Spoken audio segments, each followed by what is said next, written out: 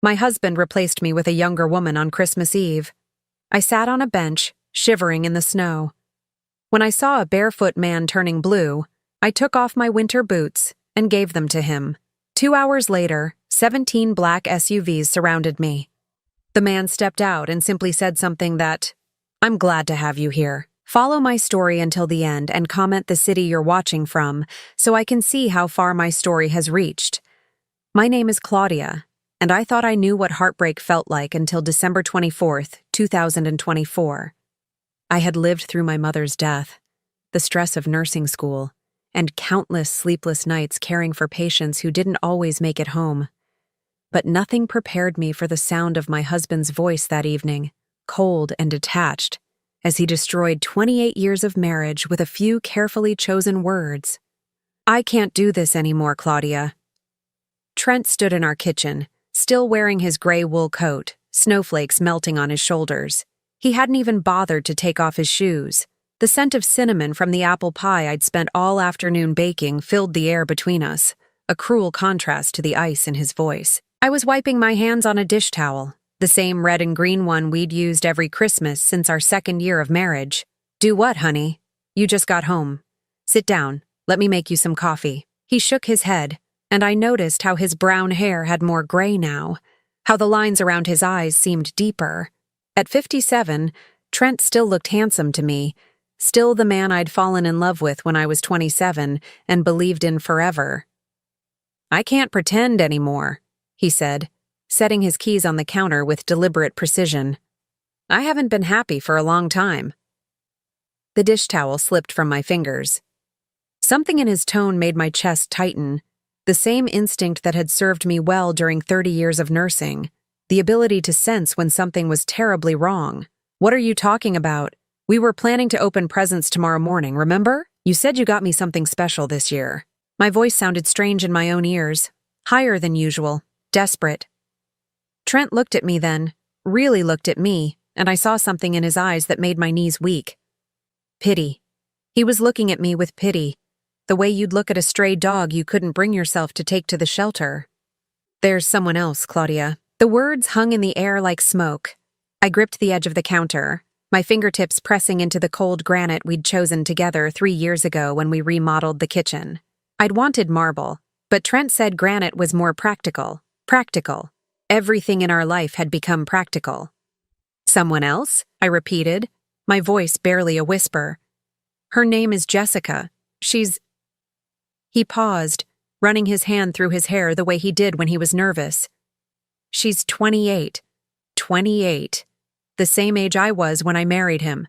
The realization hit me like a physical blow, stealing the air from my lungs. I sank onto one of the kitchen stools, my legs no longer able to support me. "How long?" I managed to ask. 8 months. 8 months. While I'd been planning our anniversary dinner, while I'd been picking out Christmas presents, while I'd been lying in bed next to him every night, trusting and oblivious. "She makes me feel young again," Trent continued, and I realized he'd prepared this speech. These weren't spontaneous words torn from his heart. They were calculated, rehearsed. "She laughs at my jokes. She wants to try new things, go new places. With you, everything is so what?" I whispered. "Predictable, safe, old. The word lodged itself in my throat like a stone. I thought about my body.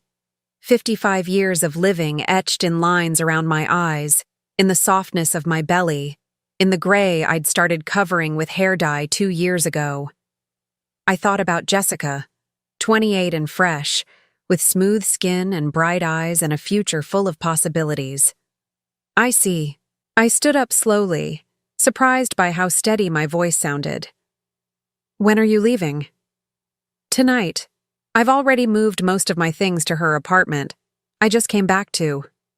He gestured vaguely at the house around us, at the Christmas tree we'd decorated together, at the photos on the walls chronicling nearly 3 decades of shared life. "To tell you?" "How considerate of you to wait until Christmas Eve." He had the grace to look uncomfortable.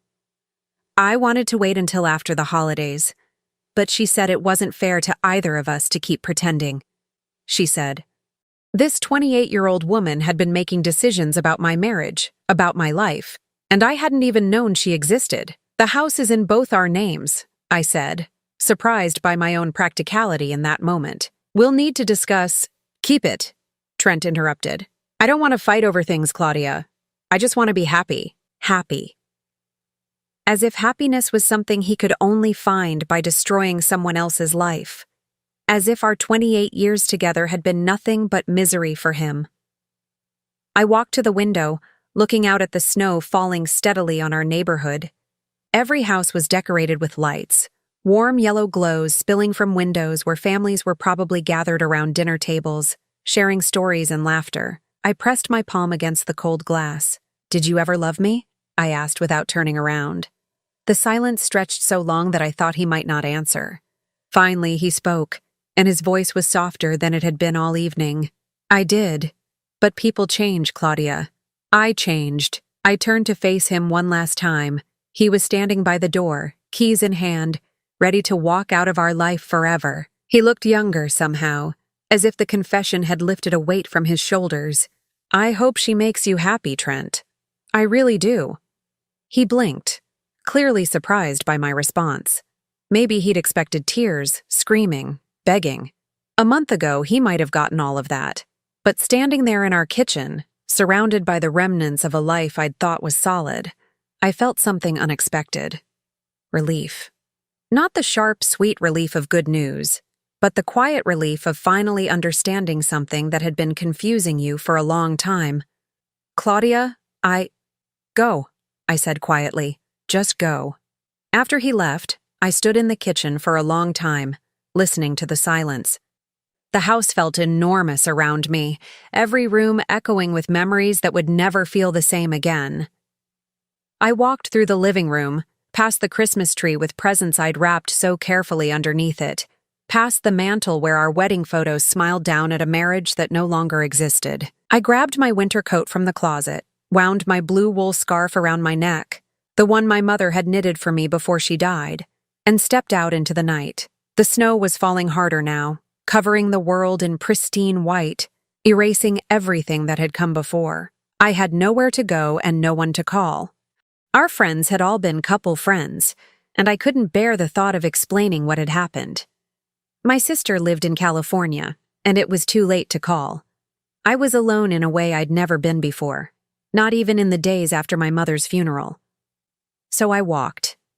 Through our neighborhood with its perfect houses and perfect families, past the elementary school where I'd volunteered for years, past the church where Trent and I had been married on a bright June morning when we thought love was enough to last forever. The snow soaked through my boots and my feet began to go numb, but I kept walking. I needed to move, needed to feel something other than the hollow ache in my chest. The streets were empty. Everyone else was home with their families, safe and warm and loved. Eventually, I found myself at Memorial Park, the place where Trent and I used to bring picnics in the early years of our marriage. There was a bench near the pond, half buried in snow, and I brushed it off and sat down. The metal was so cold it burned through my jeans, but I didn't care. I sat there in the falling snow and finally let myself feel the full weight of what had happened. 28 years of marriage, gone. The future I'd planned, erased. The man I'd loved and trusted had been living a double life, and I'd been too trusting or too foolish to see it. But as I sat there, something strange began to happen. Underneath the pain and shock, I felt something else stirring. Something I hadn't felt in years. It took me a moment to recognize what it was. Freedom. For the first time in decades, I had no one to cook dinner for, no one's schedule to coordinate with mine, no one's needs to consider before my own. The thought terrified and exhilarated me in equal measure. The snow continued to fall, and I pulled my scarf tighter around my neck. Somewhere in the distance, church bells chimed midnight. Christmas Day had arrived, and I was spending it alone on a park bench. My marriage over, my future uncertain. And somehow, despite everything, I was still breathing. I must have sat on that bench for over an hour, watching the snow fall and feeling sorry for myself. The cold had seeped through my coat, through my jeans, into my very bones. My fingers were numb despite my gloves, and I could no longer feel my toes in my boots. But I couldn't bring myself to get up, to face the empty house that no longer felt like home. The park was completely deserted. Who else would be crazy enough to be outside in this weather on Christmas morning? The streetlights created small pools of yellow light in the darkness, and beyond them, everything faded into white silence. Even the usual city sounds seemed muffled by the heavy snow. I was just beginning to think I should head back when I heard something that made me lift my head. Footsteps, uneven and shuffling, coming from the direction of the main path. I squinted through the falling snow and saw a figure approaching, moving slowly and carefully. As he got closer, I could see it was a man, probably in his 60s, wearing what looked like several layers of clothing that had seen better days. His hair was gray and unkempt, his beard scraggly, and he walked with the careful gait of someone who wasn't entirely steady on his feet. But what shocked me most was his feet themselves. He was barefoot. In this weather, with snow covering everything and the temperature well below freezing, this man was walking through the park with no shoes or socks. His feet were so red they looked almost purple in the dim light, and he was moving with obvious pain. My nursing instincts kicked in immediately. Frostbite was a real danger in these conditions. This man could lose his toes, or worse, if he didn't get warm soon. I stood up from the bench, my own problems suddenly seeming insignificant. "Sir, are you all right?" He stopped walking and looked at me with surprise, as if he hadn't noticed I was there. His eyes were a startling blue, even in the dim light, and they held an intelligence that seemed at odds with his disheveled appearance. "Just trying to find somewhere warm," he said, and his voice was hoarse, probably from the cold. "Shelters are all full on Christmas Eve. Holiday spirit only goes so far, you know?" I looked down at his feet again, wincing at the sight. His toes were white now, which was even more alarming than the red had been. "Your feet? You need medical attention. That looks like frostbite." He glanced down at his feet with a sort of detached interest. "Yeah, lost my shoes a couple days ago. Someone took them while I was sleeping. Funny thing about being homeless, you learn that people will steal anything, even from someone who has nothing." My heart clenched. Here I was, feeling sorry for myself because my husband left me for a younger woman, and this man was literally freezing to death on the streets. I looked at my own feet, warm and dry in my sturdy brown leather boots. They were good boots, waterproof and insulated, bought just last month when Trent complained that my old ones looked shabby. Without thinking, I sat back down on the bench and began untying my laces. "What are you doing?" the man asked, moving closer. "Taking off my boots," I said, pulling off the first one. The cold air hit my sock-covered foot immediately, but I ignored it and started on the second boot. "Lady, you can't give me your shoes. You'll freeze." I looked up at him, both boots now in my hands. "You'll die if you keep walking around barefoot in this weather." "I'll be fine. I have thick socks and I don't have far to go." This was a lie. I had at least a 20-minute walk back to my house, but looking at this man's feet, I knew I couldn't live with myself if I walked away. He stared at me for a long moment, and I could see him struggling with pride and desperation. "I can't take your boots. That's not right." "My name is Claudia," I said, standing up and holding the boots out to him. "And it's Christmas morning. Let me do one good thing today, okay? Please."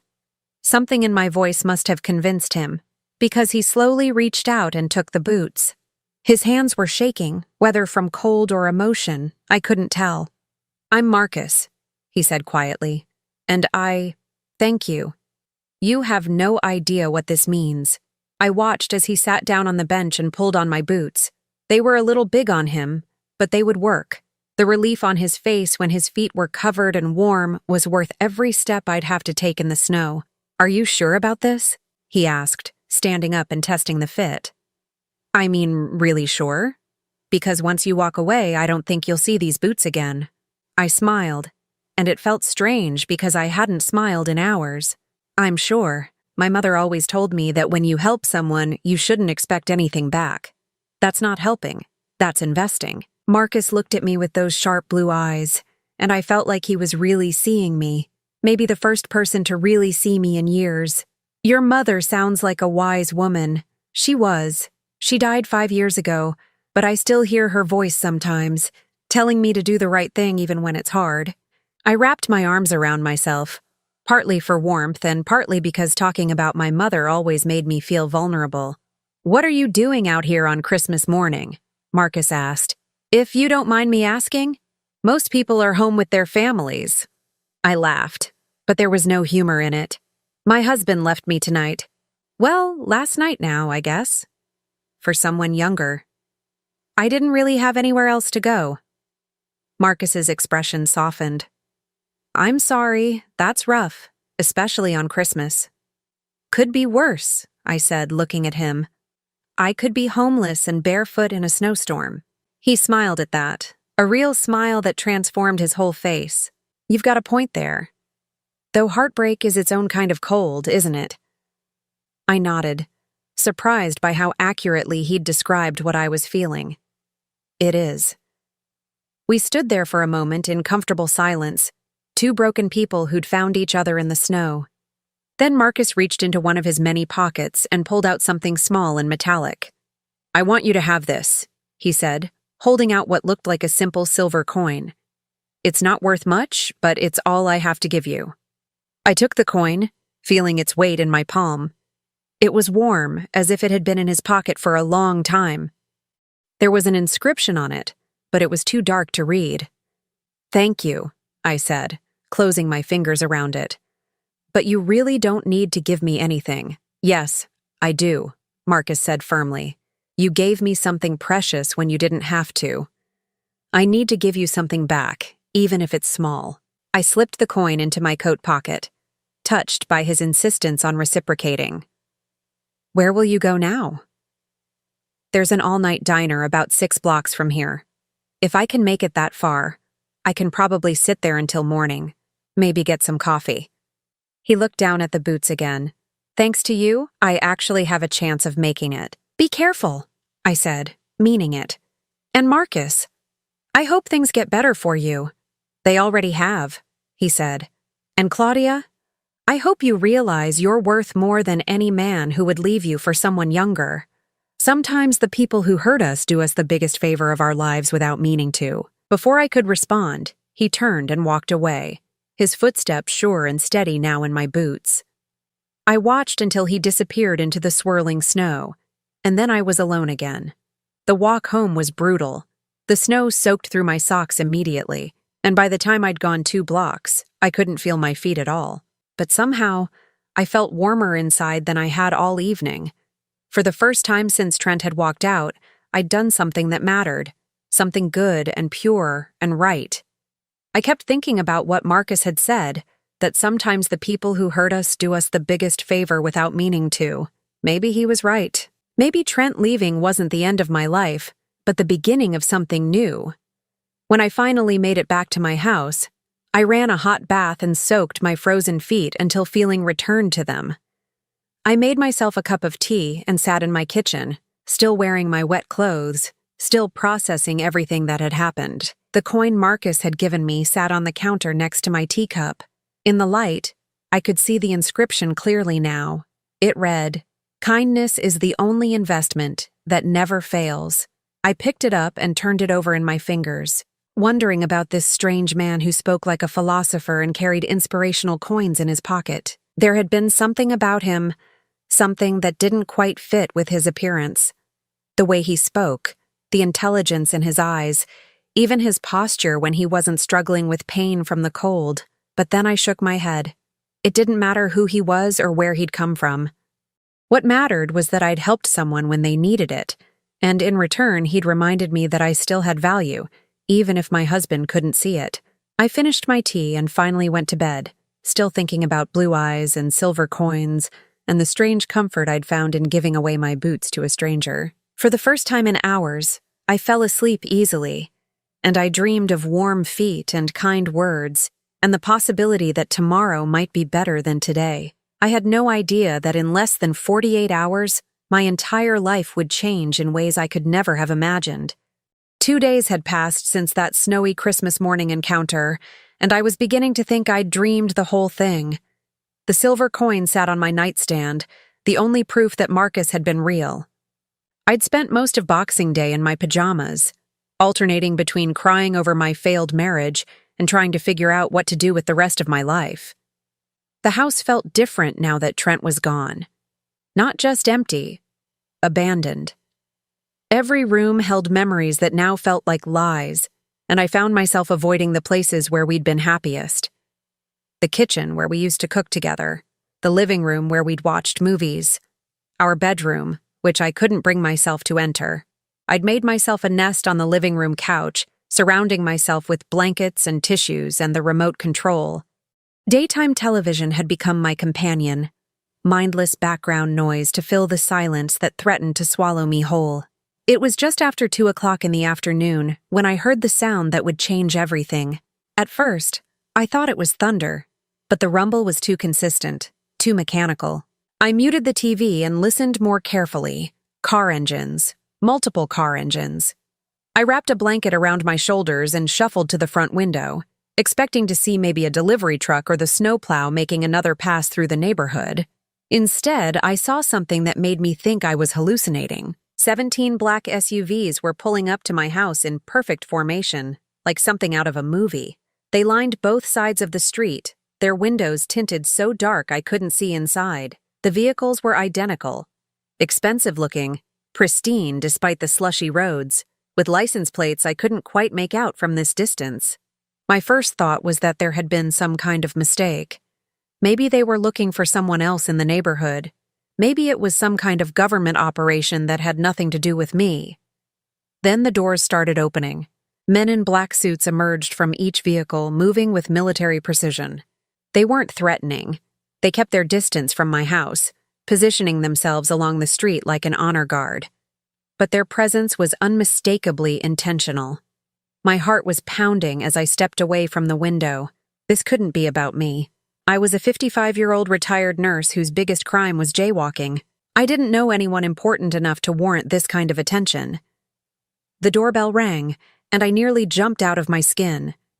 I crept back to the window and peered out carefully. A single man stood on my front porch, wearing the same type of black suit as the others, but somehow managing to look less intimidating. He was facing away from me, but something about his posture was familiar. When he turned around, I gasped. It was Marcus. But not the homeless man I'd met in the park. This Marcus was clean-shaven, his gray hair neatly styled, wearing what was obviously an expensive suit. He looked like he'd stepped out of a boardroom rather than off the streets. With trembling hands, I unlocked the front door and opened it just enough to peer out. "Marcus?" He smiled, the same warm smile I remembered from Christmas morning. "Hello, Claudia. May I come in? I think we need to talk." I stared at him, my mind struggling to process what I was seeing. "I don't understand. You said you were homeless. I was testing something," he said gently. Testing whether there was still genuine kindness in the world, whether there were still people who would help a stranger without expecting anything in return. He gestured toward the street full of SUVs. "You passed that test in ways I never expected." I opened the door wider, still clutching my blanket around me like armor. "Who are you? Really?" "My name is Marcus Wellington," he said, stepping inside when I motioned for him to enter. "I own Wellington Industries. You might have heard of us. We have interests in technology, real estate, renewable energy, and charitable foundations." Wellington Industries. Even I knew that name. They owned half the skyscrapers in the city and had their fingers in everything from software development to wind farms. The man standing in my living room wasn't just wealthy. He was one of the richest people in the country. "You're a billionaire," I said weakly, sinking onto my couch. $3.7 billion, according to the latest estimates, he said with a slight smile. "But that's not why I'm here." I stared at him, trying to reconcile this polished businessman with the barefoot man I'd met in the park. "I gave you my boots, my $20 boots from Target." "The most valuable gift anyone has given me in years," Marcus said seriously. He sat down in the chair across from me, leaning forward with his elbows on his knees. "Claudia, can I tell you why I was really in that park?" I nodded, not trusting my voice. 6 months ago, my wife died. Cancer. We'd been married for 32 years, and she was. She was everything to me. The funeral was a circus. Hundreds of people who barely knew her, all offering condolences while calculating how her death might affect their business relationships with me. His voice grew quieter, more pained. In the weeks after she died, I realized I didn't know who my real friends were anymore. Everyone wanted something from me. Money, connections, favors. I started to wonder if anyone would help Marcus Wellington if he wasn't Marcus Wellington, you know? I was beginning to understand. So you decided to find out. I've been doing this for months, he confirmed. Disguising myself, going to different parts of the city, seeing how people treat someone they think has nothing to offer them. Most people walked past me like I was invisible. Some were actively cruel. A few gave me spare change or pointed me toward a shelter, which was kind, but... He paused. You were the first person who gave me something you actually needed. Something that would cause you real discomfort to lose. They were just boots, I protested weakly. No, they weren't. You were sitting on that bench in the snow, clearly dealing with your own crisis, and you saw someone in worse shape than you and immediately acted to help them. You didn't ask questions, didn't lecture me about how I'd gotten into that situation, didn't make me prove I deserved help. You just saw a need and filled it. I felt tears starting to form in my eyes. I couldn't just let you freeze to death. Most people could have. Most people did. All the times I tried this experiment before. Marcus reached into his jacket pocket and pulled out my brown leather boots. I had these cleaned and waterproofed. I was hoping you'd let me return them. I took the boots, running my fingers over the familiar leather. They looked better than they had when I bought them. You didn't have to do that. Yes, I did. But Claudia, I didn't come here just to return your boots. I came to offer you something. I looked up at him confused. What could you possibly offer me? I mean, thank you for the thought. But I don't need charity. Marcus smiled. I'm not offering charity. I'm offering a job. A job? I laughed, but there was no humor in it. I'm a retired nurse. What could I possibly do for someone like you? The Wellington Foundation is my philanthropic arm. We give away approximately $200 million a year to various causes: homeless shelters, medical research, education programs, disaster relief.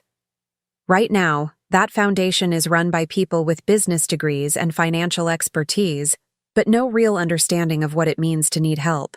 He leaned back in his chair, studying my face. What I learned about you in those few minutes in the park told me more about your character than most people reveal in years of knowing them. You have something that can't be taught and can't be bought. Genuine compassion paired with the courage to act on it.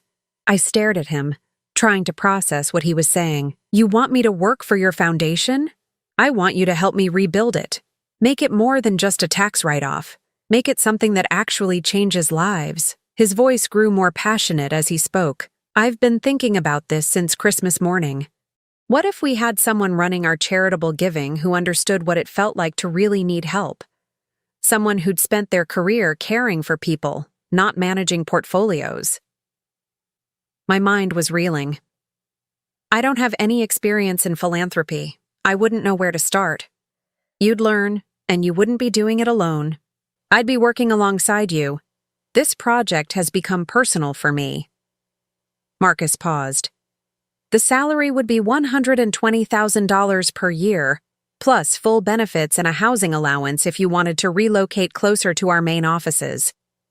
$120,000, more than I'd ever made as a nurse, more than Trent made in sales, enough to build a new life, to be completely independent. Why me? I asked quietly. You could have anyone, people with degrees from fancy schools, people with experience in this field, because those people would see helping others as their job. For you, it's who you are. Marcus stood up, smoothing down his suit jacket. I'm not expecting an answer today. This is a big decision, and you've been through a lot lately. Take some time to think about it. He reached into his pocket again and pulled out a business card. My personal number is on there. Call me when you're ready to talk, whether that's yes or no. I took the card, my fingers trembling slightly.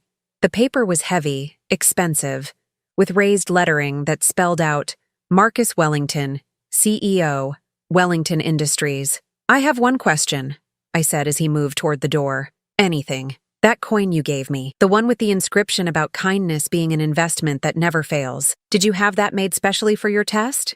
Marcus paused, his hand on the doorknob. When he turned back to me, his eyes were bright with unshed tears. That was my wife's coin. She carried it everywhere, said it reminded her why we were put on this earth. I've been carrying it since she died, and I've never given it to anyone else. He smiled softly. She would have liked you, Claudia. She would have said you were exactly the kind of person the world needs more of. After he left, I sat in my living room for a long time, holding the business card and staring at the empty street where 17 black SUVs had been parked just minutes before. Everything felt surreal, like I'd fallen asleep watching TV and was having the most vivid dream of my life. But the boots sitting beside me were real, and so was the card in my hand. I thought about Marcus's offer, about the possibility of starting over completely. For 28 years, I'd defined myself as Trent's wife. Before that, I'd been a nurse, caring for others but always within the structure someone else had created. Now, I was being offered the chance to build something new, something meaningful, to take everything I'd learned about caring for people and use it on a scale I'd never imagined. The phone rang, startling me out of my thoughts. I looked at the caller ID and saw Trent's name. My first instinct was to ignore it, but something made me answer. Claudia? His voice sounded strained. I need to talk to you. Can I come over? I looked around my living room, at the blankets and tissues that marked my days of wallowing, at the business card that represented a future I'd never dared to imagine. Actually, Trent, I said, surprised by how calm my voice sounded, I don't think that's a good idea. I'm not ready to talk to you yet. But Claudia, I've been thinking— So have I interrupted. And right now, I need to focus on figuring out what comes next for me, alone. I hung up before he could respond, and for the first time since Christmas Eve, I felt something that might have been the beginning of hope. The business card sat on my kitchen table for 3 days, pristine white against the worn wood surface, like a portal to a life I couldn't quite believe was being offered to me. I'd picked it up dozens of times, running my fingers over the raised lettering, memorizing Marcus Wellington's phone number without meaning to. $120,000 a year. The number kept echoing in my head. It was more money than I'd ever imagined making. Enough to travel, to buy a new house, to never have to worry about whether I could afford to replace my aging car.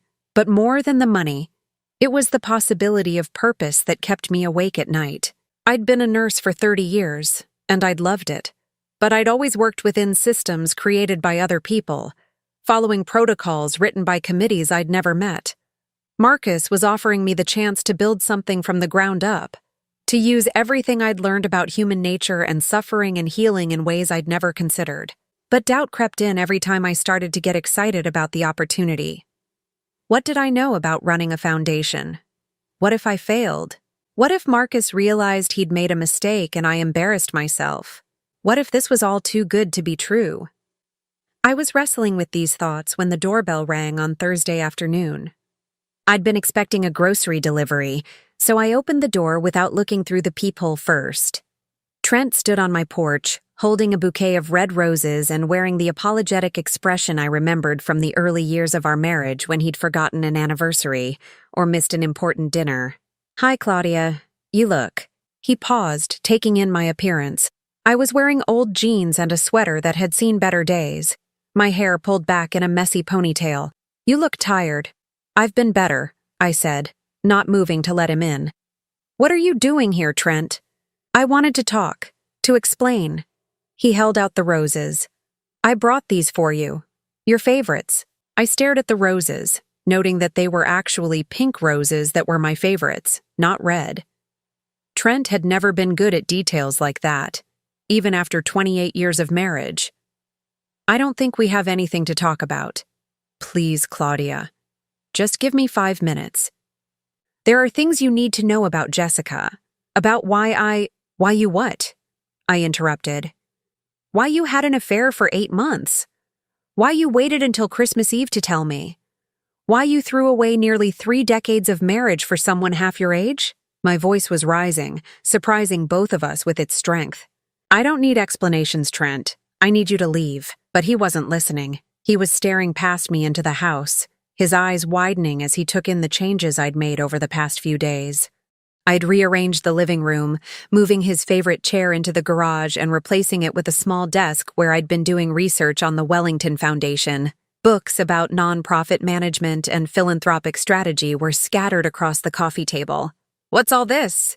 he asked, stepping closer to the doorway. "It's none of your business," I said, but I could see his salesman instincts kicking in, the way they always did when he sensed an opportunity or a threat. "Are you going back to school, Claudia? You're 55 years old. Don't you think you're a little old to be starting over?" The words hit me like a slap, a little old to be starting over. Just like Marcus had said in the park, sometimes the people who hurt us do us the biggest favor without meaning to. Hearing Trent's casual dismissal of my potential crystallized something inside me. "I think," I said slowly, "that 55 is exactly the right age to stop letting other people tell me what I'm capable of." Trent's expression shifted, becoming more serious. "Look, I know you're angry, and you have every right to be. But Jessica and it's not working out the way I thought it would." I blinked at him, processing what he'd just said. "Are you telling me you want to come back?" "I'm saying I made a mistake, a huge mistake." He ran his hand through his hair, the gesture I'd once found endearing now just seeming tired. "Jessica isn't. She's not what I thought she was. She's demanding, expensive. She expects me to pay for everything. And when I told her I couldn't afford the lifestyle she wanted, she started seeing someone else on the side." I stared at him, feeling something between disbelief and pity. "So you're here because your 28-year-old girlfriend dumped you for someone with more money?" "I'm here because I realized what I had with you, what I gave up." He stepped closer, lowering his voice. "We had something real, Claudia. Something stable. I was an idiot to think the grass was greener somewhere else." "Something stable," I repeated flatly. "Is that what you're calling 28 years of marriage? Something stable? You know what I mean. We were good together. We understood each other. We could be again." I looked at this man I'd loved for so long, really looked at him, and realized I was seeing him clearly for the first time in years. He wasn't offering love or passion or a chance to recapture what we'd lost. He was offering stability, convenience, the comfortable arrangement we'd settled into when we stopped being lovers and became roommates. "Tell me something, Trent," I said. "In all the years we were married, did you ever once tell someone I was remarkable? Did you ever brag about my accomplishments or tell your friends how proud you were of me?" He looked confused by the question. "Of course I was proud of you. You were a good nurse, a good wife." "A good wife," I interrupted. "Not an amazing woman or an incredible person. A good wife. Like I was a household appliance that worked properly." "That's not fair, Claudia. You're twisting my words." "Am I?" I thought about Marcus, about the way he'd looked at me when I offered him my boots. Like he was seeing something extraordinary in an ordinary moment. "When was the last time you saw me as anything other than your wife? When was the last time you were curious about what I thought or dreamed about or wanted for myself?" Trent opened his mouth, then closed it again. We both knew he couldn't answer that question.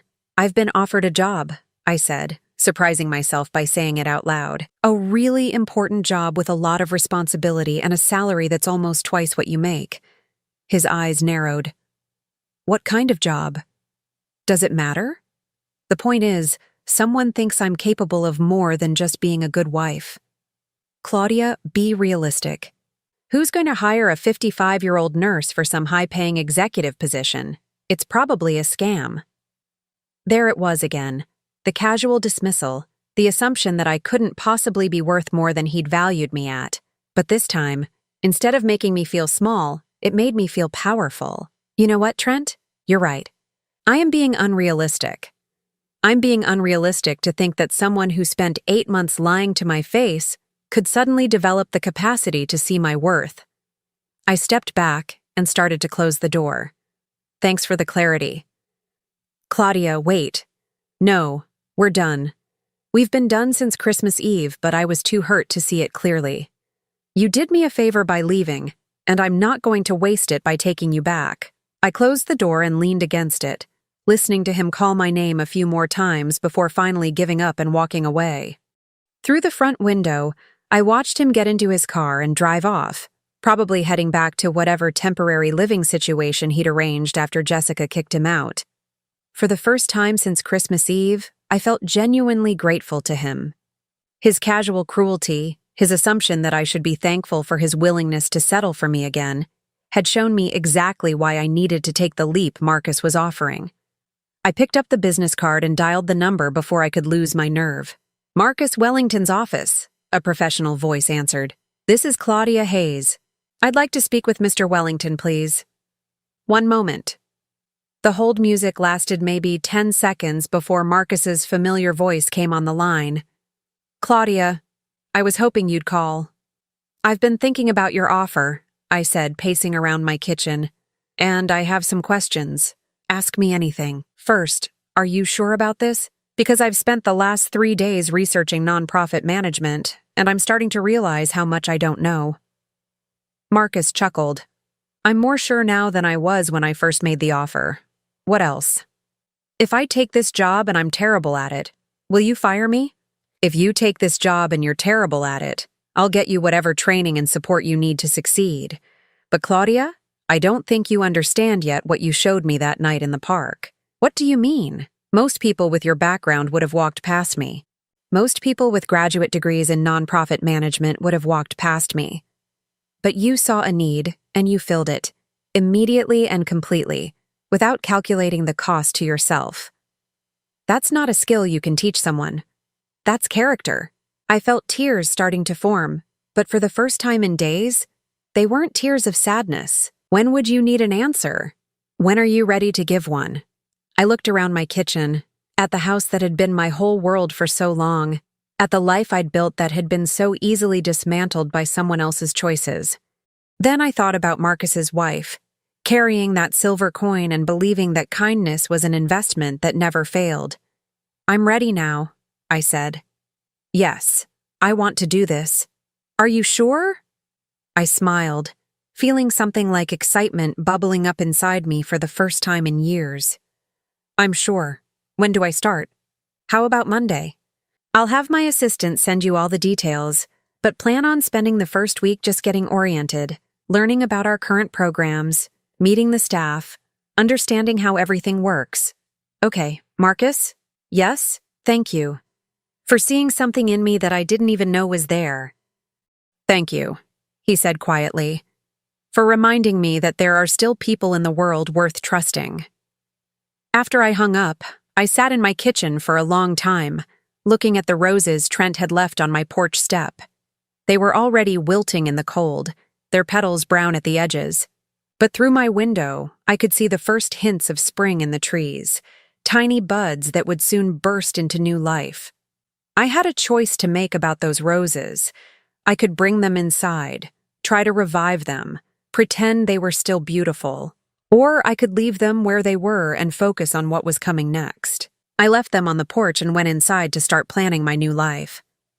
Monday morning arrived gray and drizzling, but I felt more energized than I had in months.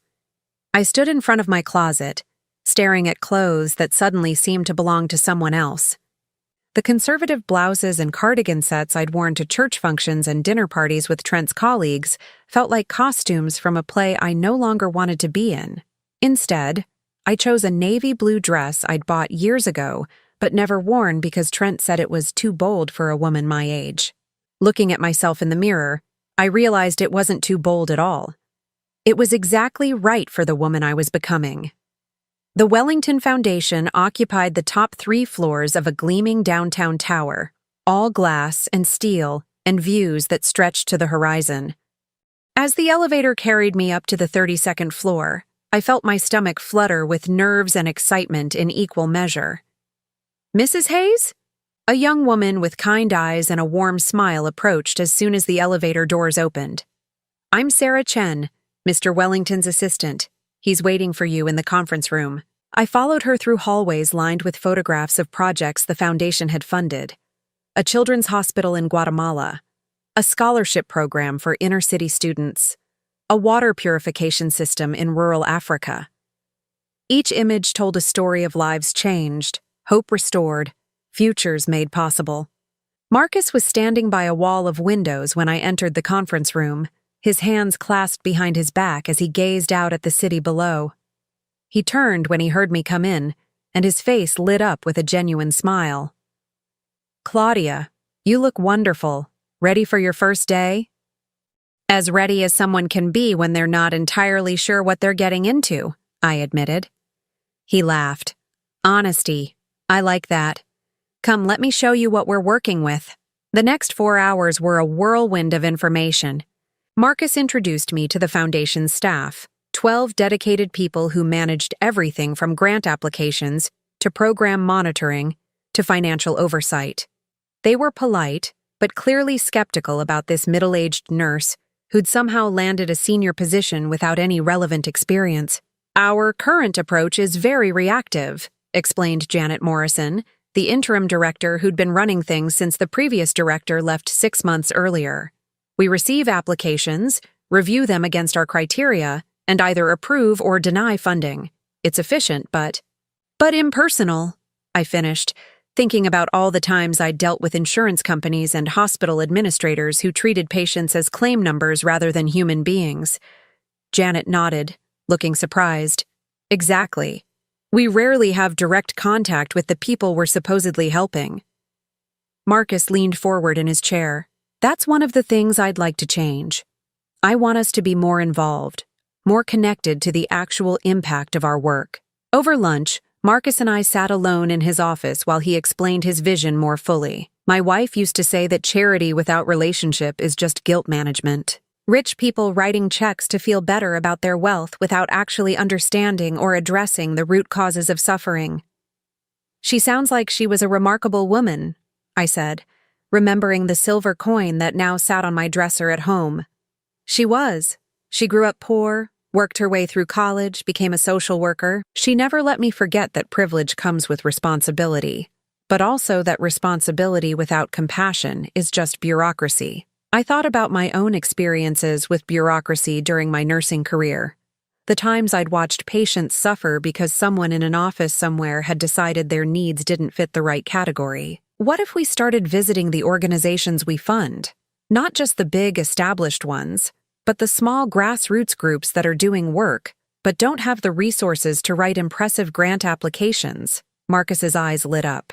"Tell me more about that." "Well, I've seen how the system works in hospitals. The programs that get funding are the ones with the best marketing, not necessarily the ones doing the most good. What if we went out and looked for the people who are making a difference but don't have the connections or the fancy presentations?" "Field research," Marcus mused. "Direct observation. I love it." We spent the rest of the afternoon sketching out ideas for a more hands-on approach to philanthropy. By the time 5 o'clock arrived, I felt like I'd found something I'd been searching for my entire life without knowing it.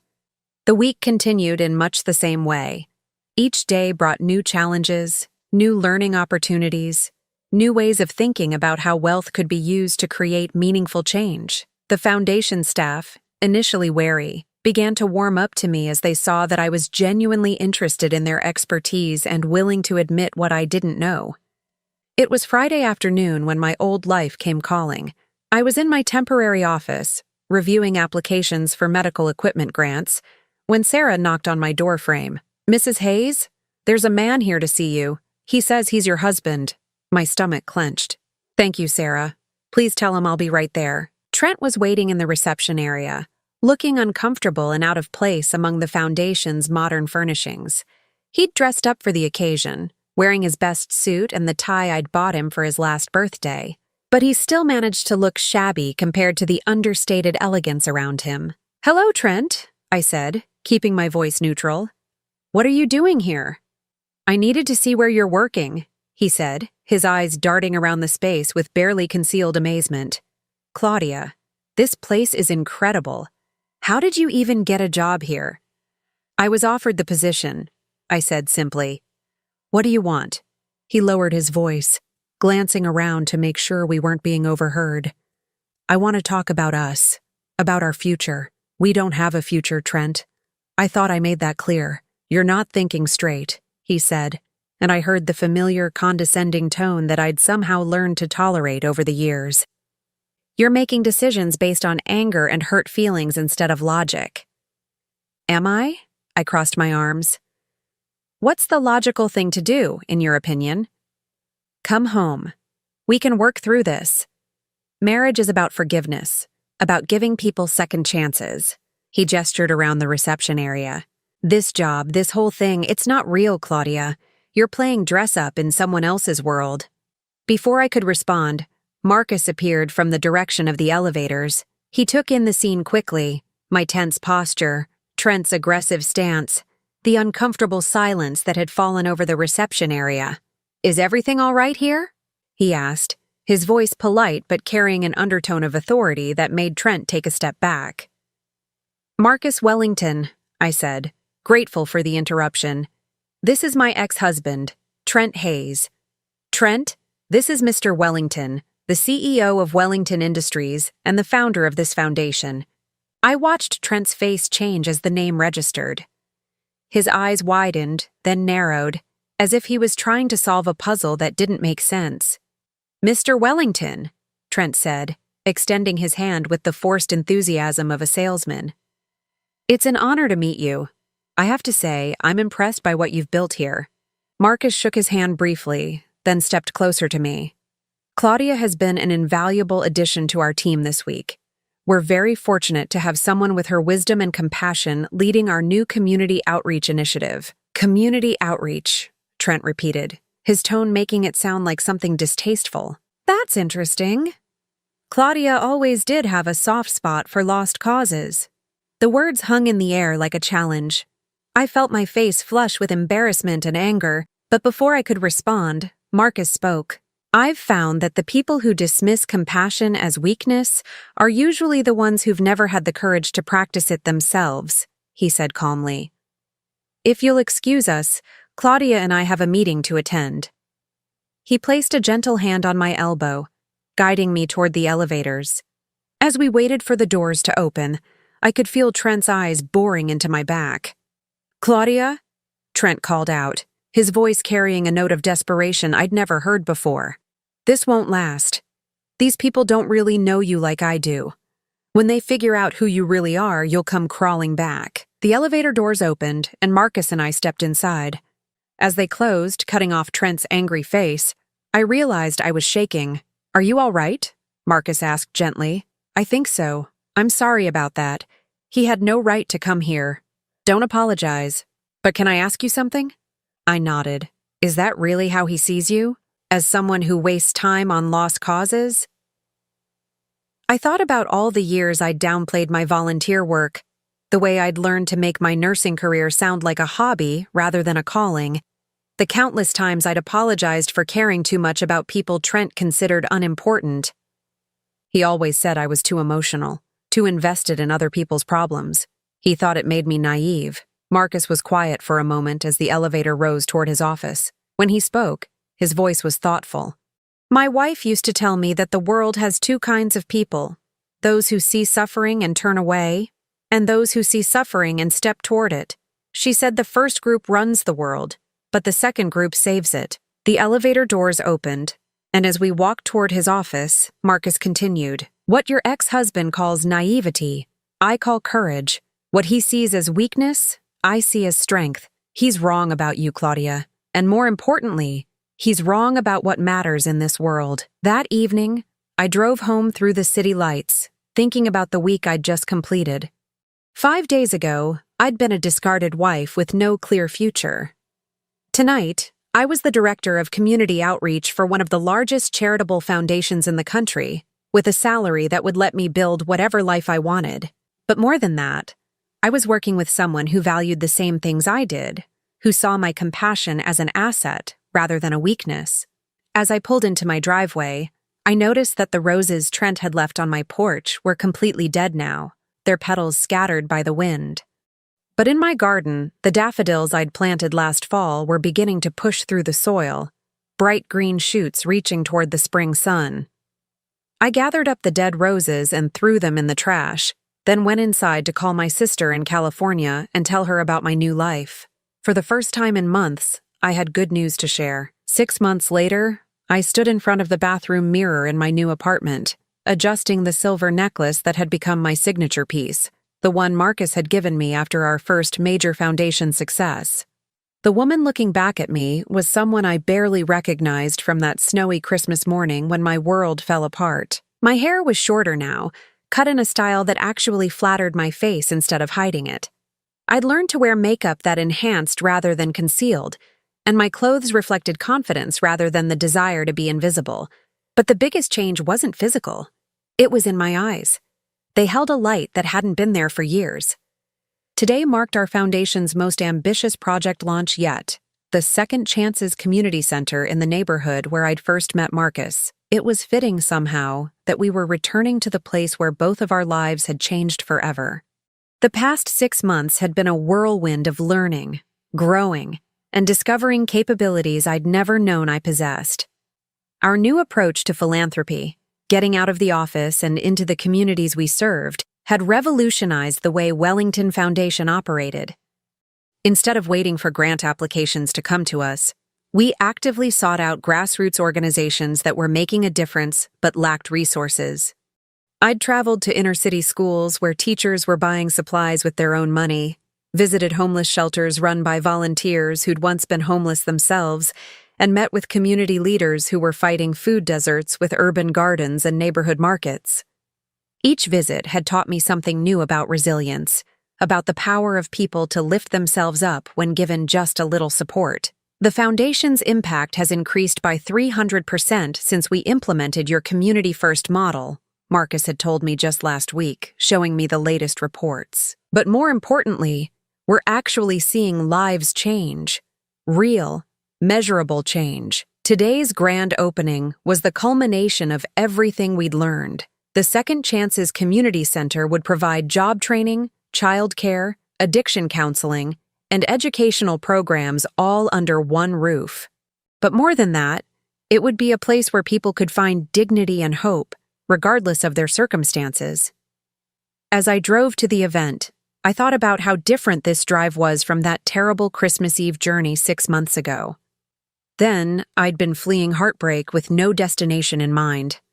Now, I was heading toward something I'd helped create, something that would outlast me and make the world a little bit better.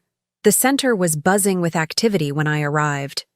Local news crews were setting up their equipment, community members were touring the facilities, and children were already using the new playground equipment we'd installed in the courtyard. I found Marcus near the main entrance, talking with the center's director, a woman named Rosa who'd been born in this neighborhood and had worked her way through college before returning to help others do the same. When he saw me approaching, his face lit up with the warm smile I'd come to cherish. "There she is," he said, reaching out to squeeze my hand. "The woman who made all this possible." "We made this possible," I corrected, but I felt a flush of pride at his words. Rosa hugged me tightly. "Mrs. Hayes, I can't thank you enough. When you came to visit our little program 6 months ago, we were operating out of someone's basement with a budget of $500 a month. Now look at this place." I looked around at the bright, welcoming space, the computer lab where people could learn new skills, the childcare center where working parents could leave their children safely, the meeting rooms where support groups would gather. It was everything we'd dreamed of and more. You were already changing lives, Rosa. We just gave you a bigger space to do it in. The dedication ceremony was simple but moving. Marcus gave a speech about the importance of investing in communities rather than just programs. Rosa spoke about the transformative power of having people believe in you.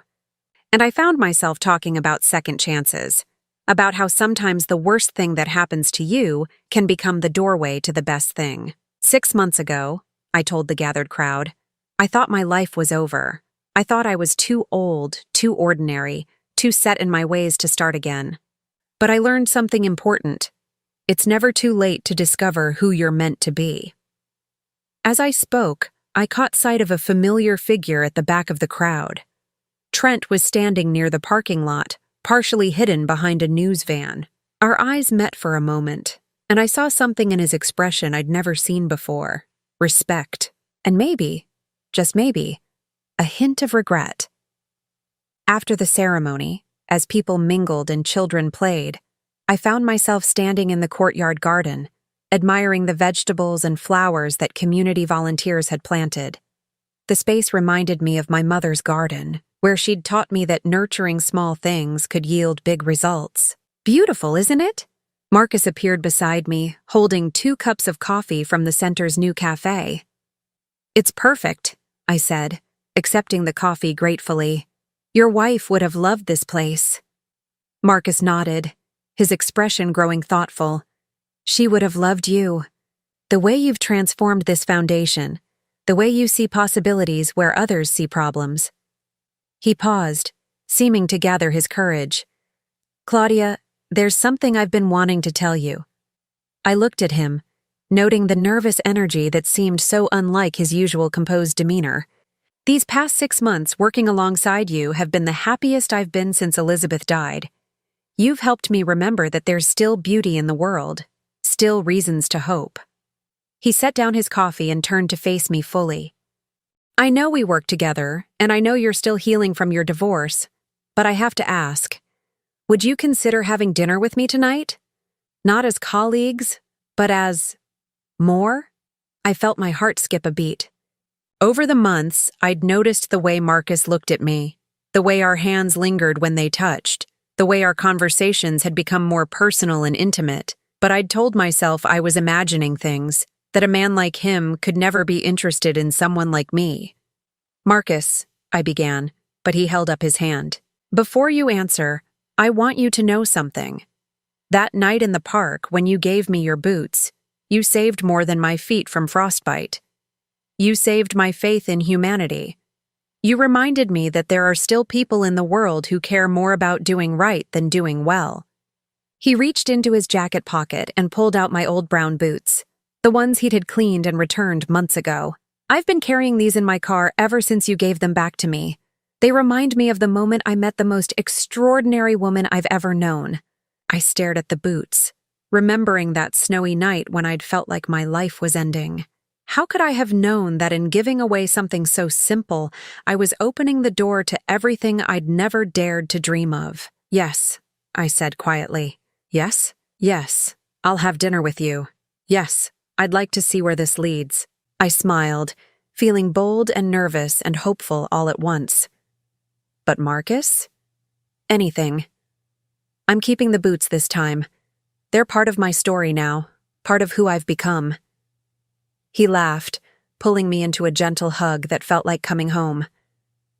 I wouldn't have it any other way. As the afternoon faded into evening and the last of the visitors departed, Marcus and I found ourselves alone in the garden, surrounded by the promise of growing things. In the distance, the city lights were beginning to twinkle, but here, in this small oasis, everything felt peaceful and full of possibility. Can I tell you something? I said, leaning against Marcus's shoulder as we sat on a bench overlooking the vegetable plots. Of course. 6 months ago, when Trent left me, I thought I was being thrown away like something that had outlived its usefulness. But I realize now that I wasn't being thrown away. I was being set free. Marcus squeezed my hand. Free to become who you were always meant to be. Free to find someone who sees me the way you do. Someone who values kindness over convenience, compassion over comfort. We sat in comfortable silence for a while, watching the stars appear in the darkening sky. Somewhere in the building behind us, Rosa was turning off lights and locking doors, securing this place we'd built together, this testament to the power of second chances. My mother used to say that gardens teach us about hope, I said eventually. You plant seeds not knowing if they'll grow. You tend them through storms and droughts. And sometimes, if you're patient and faithful, you get to see them bloom. Marcus turned to look at me, his eyes soft in the twilight. Is that what this is? What we're building together? I thought about the foundation we'd transformed, the lives we'd touched, the love that was growing between us like something tender and strong. Yes, I said. I think it is. As we walked back to our cars, Marcus carrying my old boots like precious cargo, I realized that Trent had been wrong about so many things. He'd said this new life wouldn't last, that I'd come crawling back when people figured out who I really was. But they had figured out who I really was, and it turned out to be someone worth investing in, someone worth believing in, someone worth loving. Not the woman who tried to make herself small to fit into someone else's life, but the woman who had the courage to give her boots to a stranger on a snowy night. That woman, it turned out, was exactly who I was meant to be all along. 3 years later, I would stand in the same garden at my wedding reception, surrounded by the community we'd helped nurture and the love we'd grown together. Marcus would joke in his speech that he'd proposed to me twice, once as a homeless man asking for help, and once as himself asking for my heart. Both times he'd say I'd given him exactly what he needed. But that night, as I drove home to the life I'd built for myself, I knew the truth. In giving him what he needed, I'd finally found what I needed too. Not someone to complete me, but someone to grow alongside. Not someone to take care of me, but someone who treasured the way I took care of others. The silver coin from Marcus's wife still sat on my dresser, its inscription a daily reminder. Kindness is the only investment that never fails. Looking back, I could see that every act of kindness, from the boots I'd given a stranger to the foundation we'd built together, had returned to me multiplied, transformed into something more beautiful than I could have imagined. Sometimes the end of one story is just the beginning of another. Sometimes the worst day of your life is the first day of your real life. Sometimes, if you're very lucky and very brave, giving away your boots to a stranger in the snow can lead you to exactly where you belong. Now, I'm curious about you who listened to my story. What would you do if you were in my place? Have you ever been through something similar? Comment below. And meanwhile, I'm leaving on the final screen 2 other stories that are channel favorites, and they will definitely surprise you. Thank you for watching until here.